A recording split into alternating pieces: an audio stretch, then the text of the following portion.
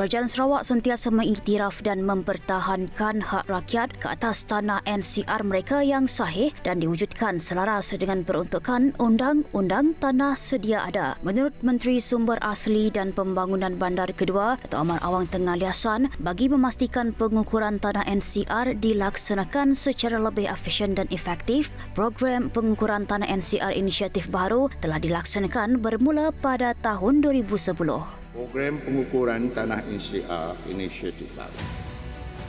Untuk makluman Dewan Yang Mulia ini, Kerajaan Sarawak sentiasa mengiktiraf dan mempertahankan hak rakyat ke atas tanah NCR mereka yang sahih dan diwujudkan selaras dengan peruntukan Undang-Undang Tanah sedia ada.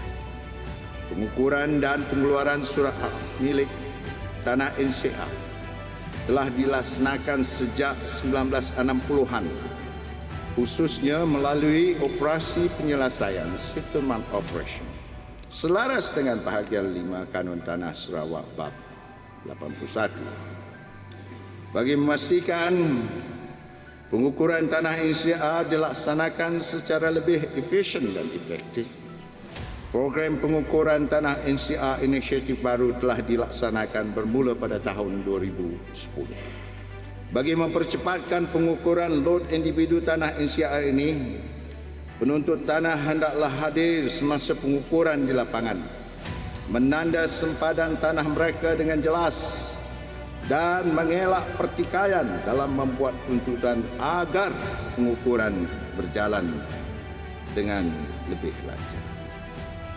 Kadang-kadang berlaku dan sebiasa mas juga. Notis sudah diberi, kita nak pergi ke kawasan tersebut. Ada yang terlibat tidak berada di lapangan. Ini akan melambatkan lagi proses ini. Kerajaan Sarawak komited dalam memastikan kelangsungan program ini dan akan terus menyediakan dana yang diperlukan di samping dana yang diterima daripada kerajaan tersebut. Sarawak menyasarkan untuk mendapatkan pengiktirafan UNESCO bagi Sarawak Delta Geopark pada 2026. Selain itu juga pencalonan Taman Negara Niah sebagai tapak warisan dunia UNESCO dijangka akan diputuskan semasa persidangan World Heritage Committee yang ke-46 yang dijadualkan pada bulan Julai 2024 di India. Sarawak menyasarkan untuk mendapatkan pengiktirafan UNESCO bagi Sarawak Delta Geopark pada tahun 2026.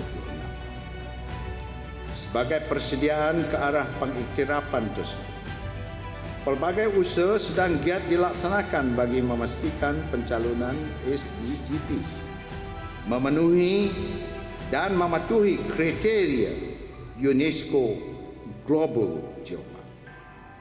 Antara inisiatif yang telah dan sedang dijalankan adalah menubuhkan unit pengurusan geopark, penyediaan dossier, pelaksanaan pelbagai aktiviti kesedaran awam dan pembinaan infrastruktur bagi kedampakan visibility SDGP.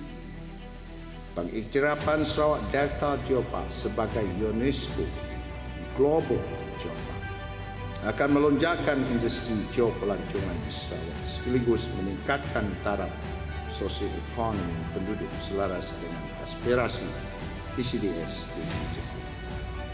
Pada September 2023, International Council on Monuments and Sites (ICOMOS) yang berpusat di Paris telah membuat penilaian teknikal terhadap cadangan pencalonan Taman Negara Niah sebagai tapak warisan dunia UNESCO.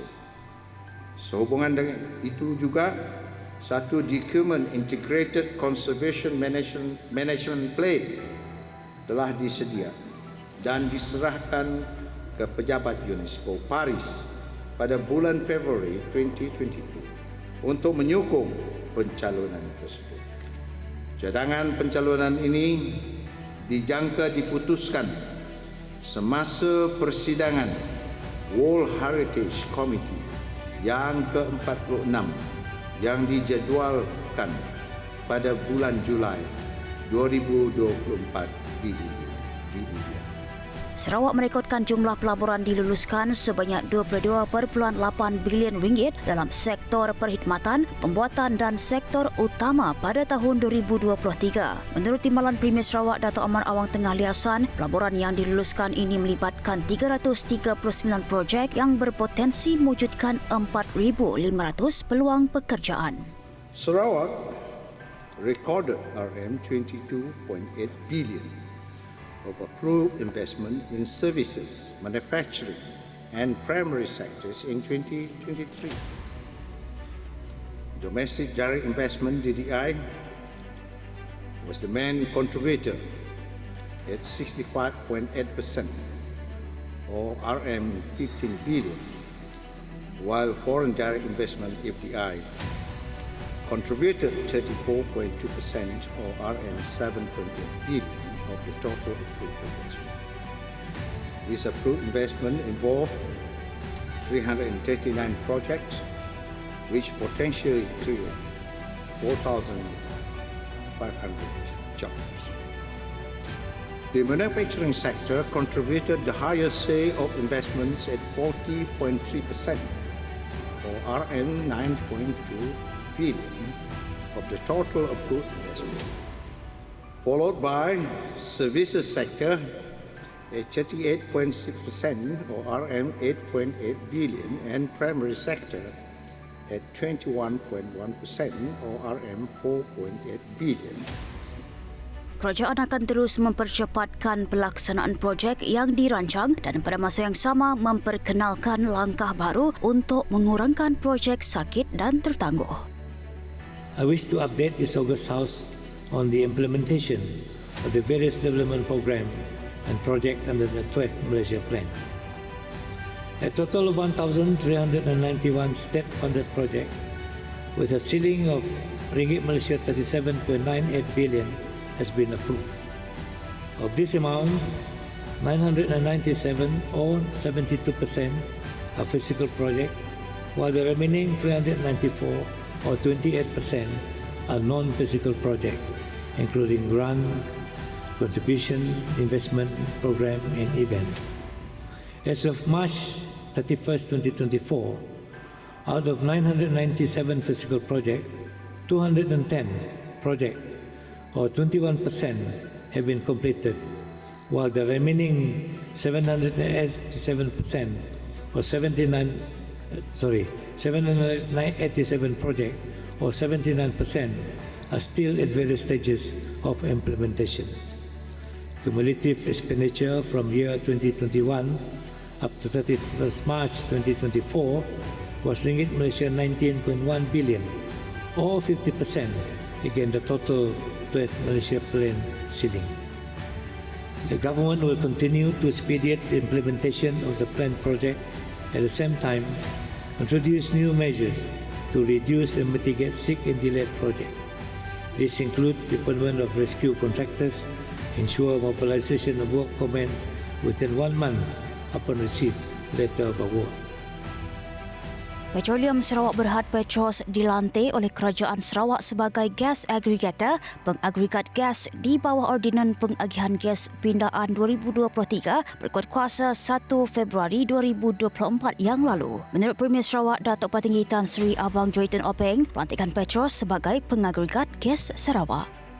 Petros as gas aggregator for Sarawak. Tan Sri Datuk Ahmad Speaker, since March 2024, Petros has commenced engagement with Petronas, upstream gas producers and downstream gas buyers on the distribution of gas ordinance DGO Amendment 2023 passed in this August House, which states that Petros is the only party mandated to buy, distribute and sell gas as the single buyer and single seller in Sarawak. The appointment of Petros as the gas aggregator for Sarawak marks a significant step forward towards managing our gas resources to ensure availability of gas domestically for power generation, as well as new and existing industries required to spur growth and development across Sarawak. Petros and Petronas are working together to ensure a seamless transition of the gas aggregator role, which we expect to be completed by the third quarter of 2024. The gas aggregator role will enable Petros to invest in gas infrastructure to accelerate the development of the 4 strategic hubs under the Sarawak Gas Roadmap, which will attract more than 100 billion ringgit of foreign direct investment and domestic direct investment opportunities. Kerajaan GPS akan turut melaksanakan pelarasan gaji untuk penjawat awam Sarawak. Premier Sarawak Dato' Petinggi Tan Sri Abang Joyton Openg berkata, ini kerana kerajaan GPS sangat menghargai komitmen dan pengorbanan seluruh penjawat awam Sarawak. Tan Sri Datuk Ahmad Speaker 2 minggu yang lepas, Perdana Menteri Malaysia telah mengumumkan kenaikan gaji melebihi 13% untuk pejabat awam persekutuan mulai Disember tahun ini.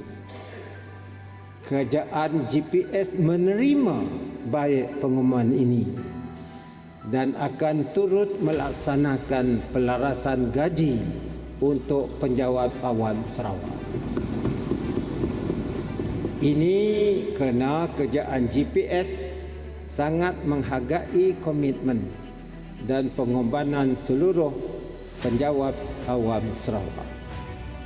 Buat masa ini, kita sedang menjalankan kajian terperinci mengenai